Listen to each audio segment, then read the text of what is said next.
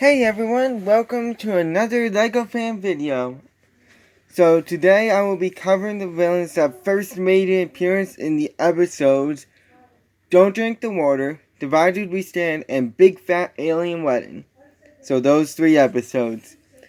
So if you guys are new to this channel and like what you see, please like, subscribe, and ring the bell to get notified of my next videos. I'm your host LEGO fan, and today we're going to be doing Ben 10. So these are the villains that we're covering today. We got a whole range of villains. So I would like to first give credit to Watch Anime Dub for providing me with the lines that you're going to hear later on in the video. Not now, because of course I go over ones that don't have lines first. And I would also like to give credit to Ben 10 Wiki for providing me with the species, because I don't pay attention to that stuff, and for my fact checks to make sure everything that I'm saying is truthful. So, with that out of the way I work this is you're going to have 10 seconds to determine from these villains. So 1, 2, 3, 4, 5, 6, 7, 8, 9, 10, 11. So from those villains you have to determine which one is the one that I'm saying.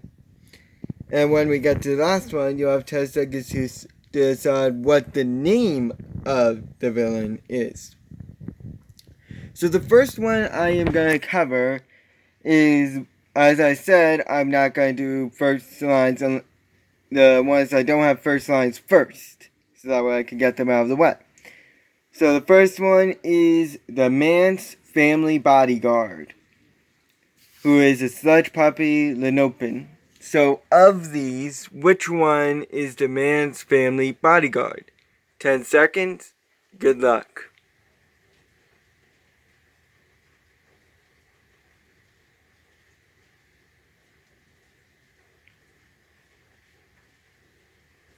So, this is the man's family bodyguard right here. As I said, he's a sludge puppy / lenopen, depending on what you like to call it. It's again one of those species that has a nickname. Who first made an appearance in Big Fat Alien Wedding, acted as a servant to Mr. and Mrs. Man, like a bodyguard, and really didn't play a part until the big battle at the end, where he fought everyone but Ben.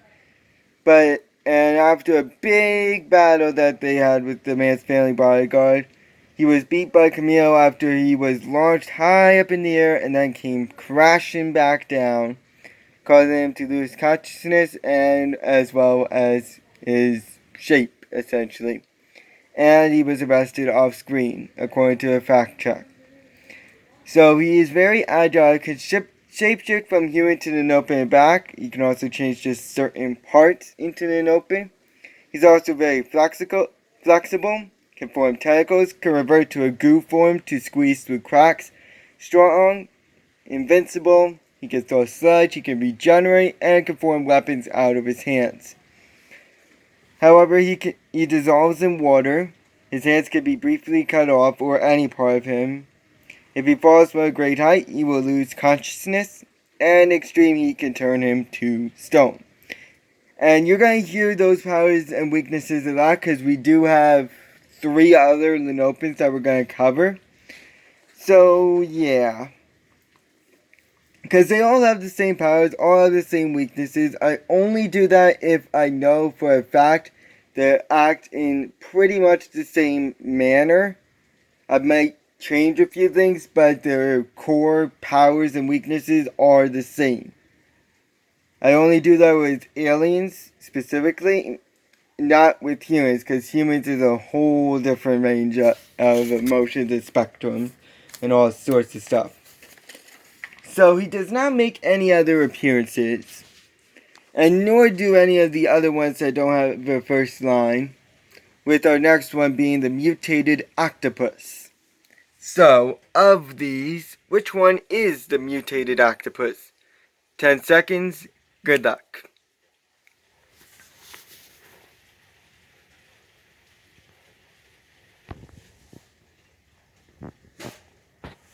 So the mutated octopus is this one right here. We don't know what he looks like under the water. We just know what his tentacles because he never shows his face. So we don't know a size comparison. For all we know, he could be 5 million feet long. But we do know he's at least the size of the ship that we see in Divided We Stand. So he's a mutated octopus who first appeared in Divided We Stand, as I've already stated. And he was the water transport for Dr. Animo, transporting Dr. Animo to the beach. Managed to capture one of the dittos that veered off course, and then carried him back to the ship that Dr. Animo was using as his lab. Then the ditto escaped and he was electrocuted. However, he managed, the mutated octopus went full on Kraken mode to try and catch Ditto, surrounding his tentacles all across the ship. However, he did not succeed and was electrocuted. We don't know if the mutated octopus died or not. More than likely, he probably did.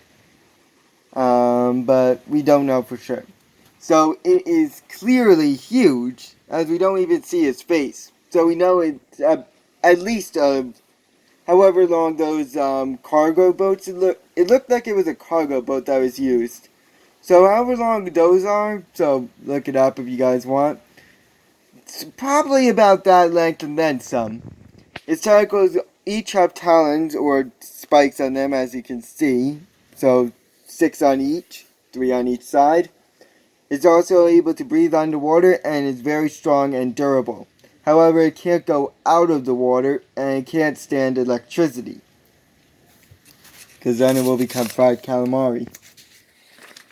Actually, no, calamari is squid. Well, you know what I mean. Now, on to the other mutated creation that happened in the episode. The original transport in that episode was Dr. Animo's mutated seagull. Yes, a seagull. So, of these, which one is the mutated seagull?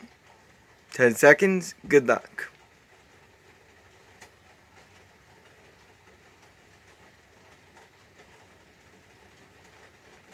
So, the mutated seagull is this one right here. He's a big bird, isn't he?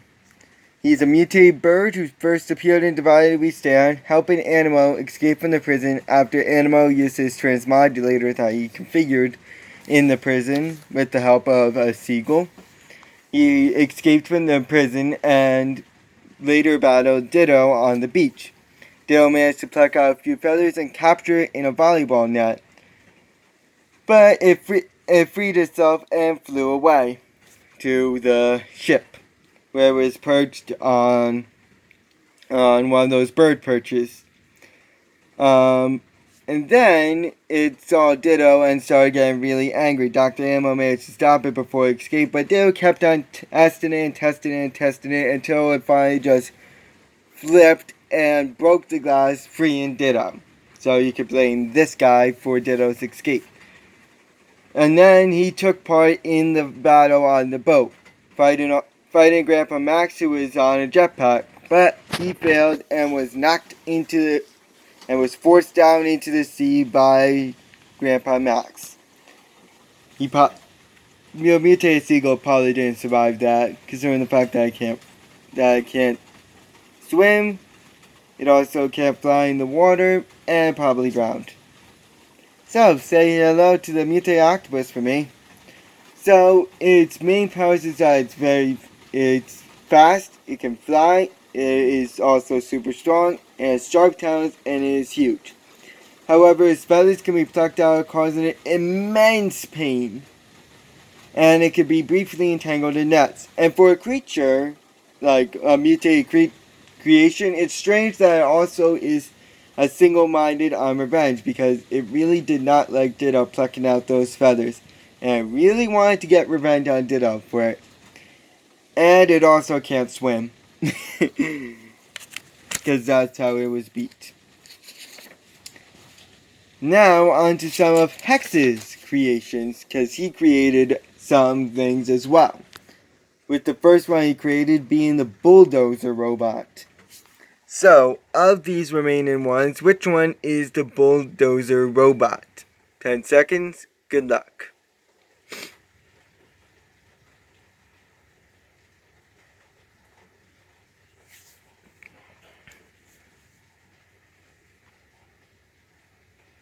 So this one right here is the bulldozer robot. It's a robot who first appeared in Don't Drink the Water, where it was brought to life by Hex to try and buy Hex some time to get to the fountain. So he brought the bulldozer robot to life in order to distract Ben, Max, Gwen, and Hector from getting to the fountain. But it failed and was destroyed by Wild Pup after its wires were chewed out on the back, killing it instantly. So one of its arms acts sort of like a whip, in a way. It's also very strong and very durable. And its mouth, so this little part here, breathes fire. However, for a robot, it has slow reactions, and if any wires are torn off, it can be killed pretty much instantly. We don't see that thing ever again. Nor do we see any of the other mutated creations ever again. So now we're on to the plant monster. Of these, which one is the plant monster? 10 seconds, good luck.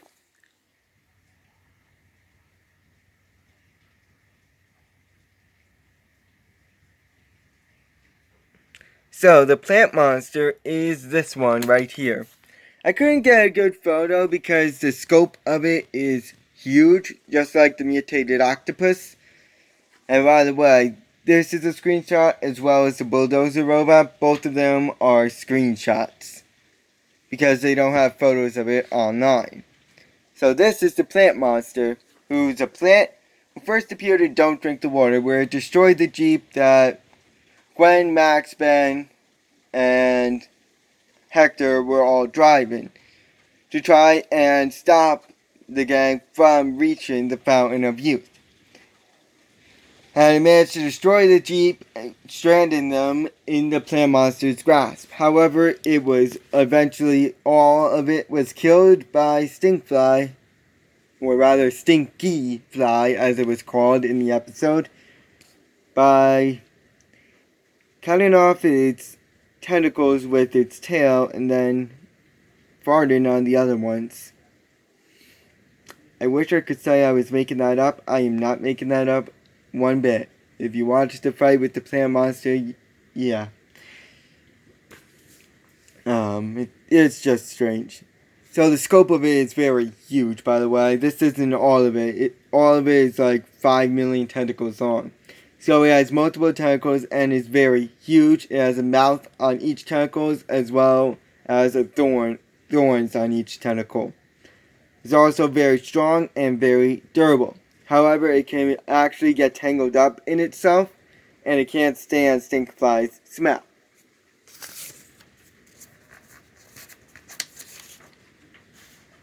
Now, let's actually get into some first lines, okay? Because I know we've been anxiously waiting for first lines. So, the first one that we're going to cover is from Dr. Animo, whose first line is this. The time has come. Soon I, Dr. Aloysius Animo, will bring about a new world order. And they thought they could lock me up forever. So, that was his first line. And he was talking to a bunch of seagulls there, by the way. That's why you hear it. That's why you were hearing all the cooing. So, of these, which one is Dr. Animo? 10 seconds, good luck.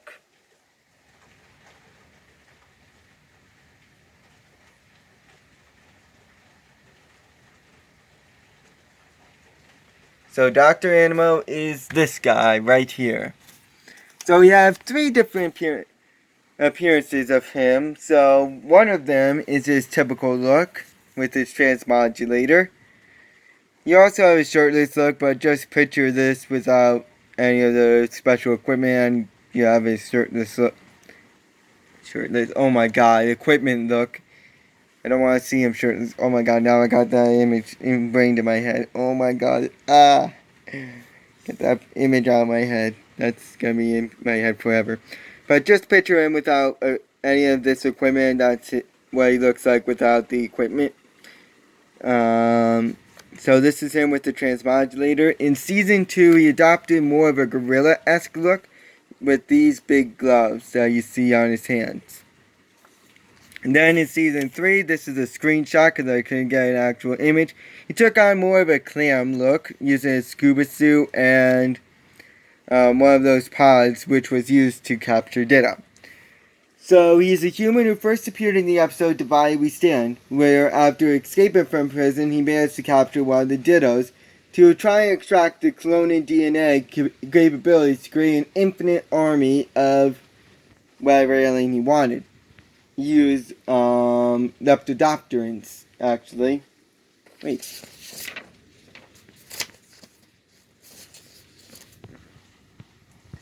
So yeah, he used them to create an infinite army and bring about a new world order, but he failed and was arrested once more at the end of the episode. But sometime during those events, he was freed by the Forever King and joined the -10, where he was part of the Seattle heist with his mutated bat to try and retrieve the key that was in Seattle.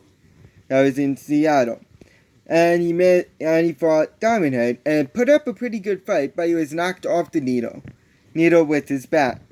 However, he managed to survive his fall with the help from the mutated bat and capture the key. Then he posed with his bat behind the king in Mount Rushmore.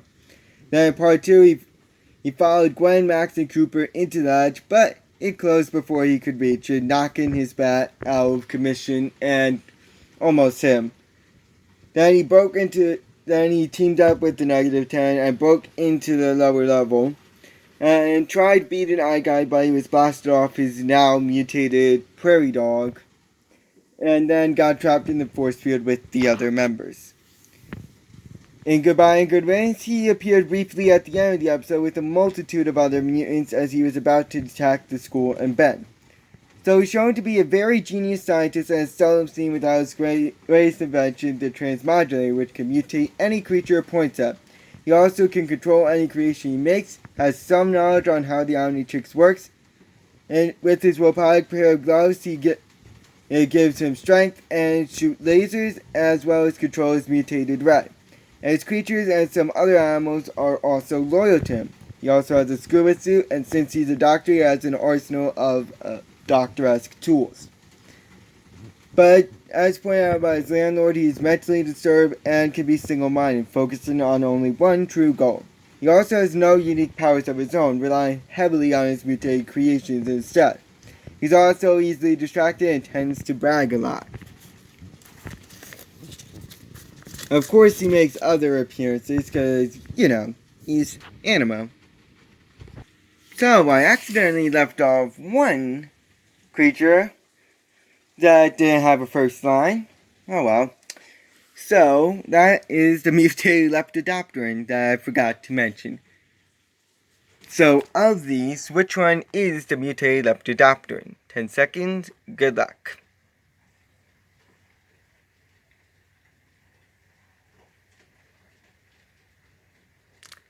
So, the mutated lepidopteran is this. So, it's half mutated lepidopteran and half mutated Spixon, who first appeared in Divided We Stand, where they appeared at the end of the episode, creating that army that Dr. Animo so keenly wanted by using Ditto's DNA to split itself into multiple clones. However, then they flew off to destroy the coastal town. But they were all destroyed thanks to Ditto and his one weakness of whenever one is killed, all of them are killed. So they crashed one into a boat, causing all of them to be killed. So it can fly and duplicate itself into limitless clones. It also has a tail whip, it's strong, it's fast, and it has all of Stinkfly's and Ditto's powers. However, it also has all those weaknesses. As I mentioned, pain is felt throughout, meaning if one feels pain, all the others feel pain. If one is killed, all are killed. And it also has all of stinkfly's weaknesses, where its eyes work individually and it can't swim or fly with wet wings. So, yeah. I forgot to toss that one in. It must have accidentally got mixed up. Now, let's get into one that has a ton of powers and yet becomes a neutral character. That villain is Hex, whose first line is this. You will be very sorry if you cannot help me. Well, then...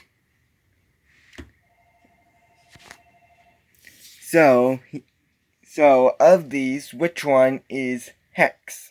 10 seconds, good luck.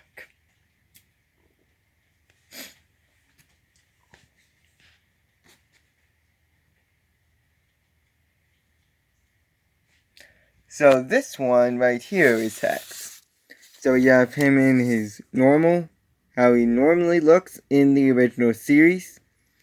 And then at the end of Don't Drink the Water, he looked like this. As a baby.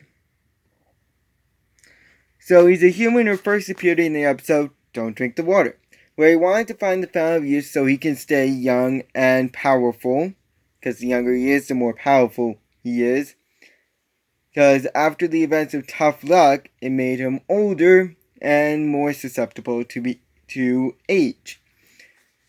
So, he kind of actually succeeded in his plot and managed to get young and become almost immortal. And he set out the bulldozer and plant monster to try and prevent Ben and his crew to try and reach the fountain of youth. And he managed to reach the fountain of youth and become immortal and young. However, he got blasted away from the fountain of youth by a geyser, with the fountain of youth now all evaporated by a heat blast supernova temper tantrum, and became a baby, like this. And now he's being raised by Charmcaster.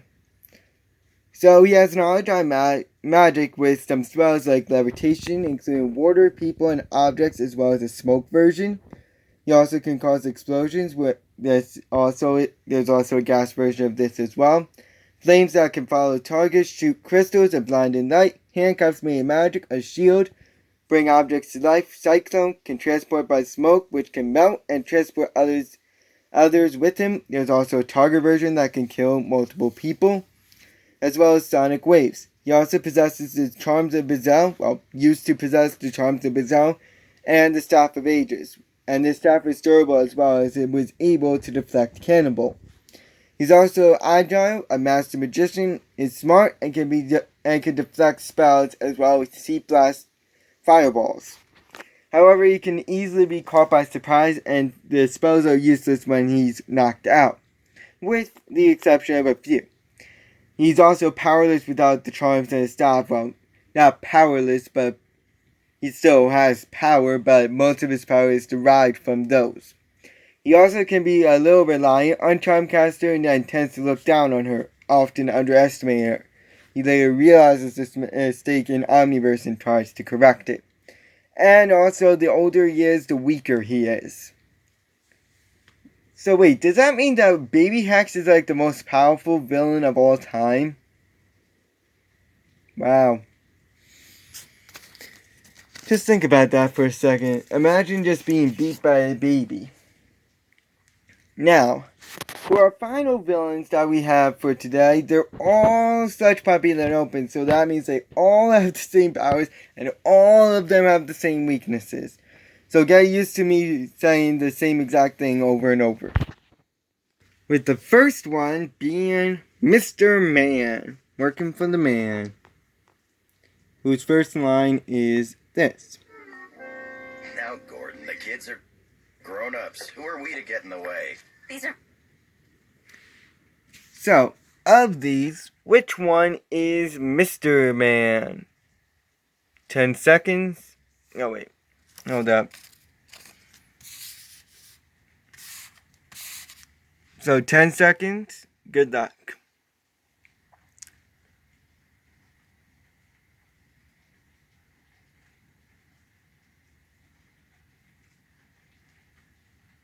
So this one right here is Mr. Man. This is his human form. And then this is his sludge puppy lenopen form. So, he first appeared in Big Fat Alien Wedding, where he was the twist villain of the episode along with his wife, Mrs. Man, who wanted to continue the war between the sludge puppies and the plumbers for some unknown reason by preventing the wedding, which was going to unite it and essentially act as a peace treaty. But he failed and was turned to stone with his wife and was arrested off screen at the end of the episode. So like all the other sludge puppies we have, he's agile, can shapeshift from his human form to the lenopen form and back. He's also flexible, can form tentacles, can revert to groove form to squeeze through cracks, is strong, invincible, throws sludge, regeneration, can form weapons out of his hands. He also has two other unique powers where he can combine with Mrs. Man and can burrow underground. However, he can be dissolved in water, his hands can be briefly cut off or any other part. If he falls from a great height, he will lose consciousness. He's also very biased against the plumbers. And extreme heat can turn him to stone.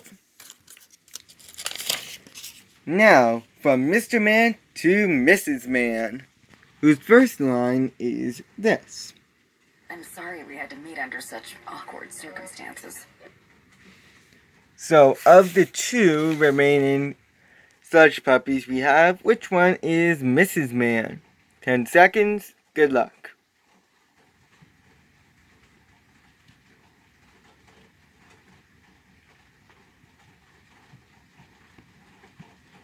So this one right here is Mrs. Man.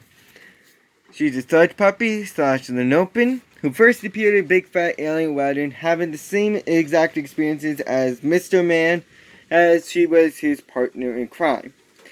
So she is agile, can shapeshift from her human form to her lenopen form and back. Very flexible, can form tentacles, can revert to her groove form to squeeze through cracks. She's also strong, invincible, throws sludge, regeneration, can form weapons out of her hands, and can combine with Mr. Man. However, she can dissolve in water, her hands can be briefly cut off. If she falls from a great height, she will lose consciousness. Extreme heat turns her to stone and is very biased against the plumbers. So that is Mrs. Man. Now, we have one more to go, and that is this guy right here, whose first line is this. Camille, I am not letting you marry any filthy human without a fight. Oh wait, no, sorry. Well, okay, I'll play the first line, but that wasn't his first line. His first line is a little further back. I'm sorry. That was his second line when he actually revealed that when he actually revealed himself to be the lenopen. So give me 1 second while I pull up the first line. This was his first line. Now, to deliver a wedding present they'll never forget. Sorry about that. But do you know who this person is? I won't blame you if you don't. 10 seconds, good luck.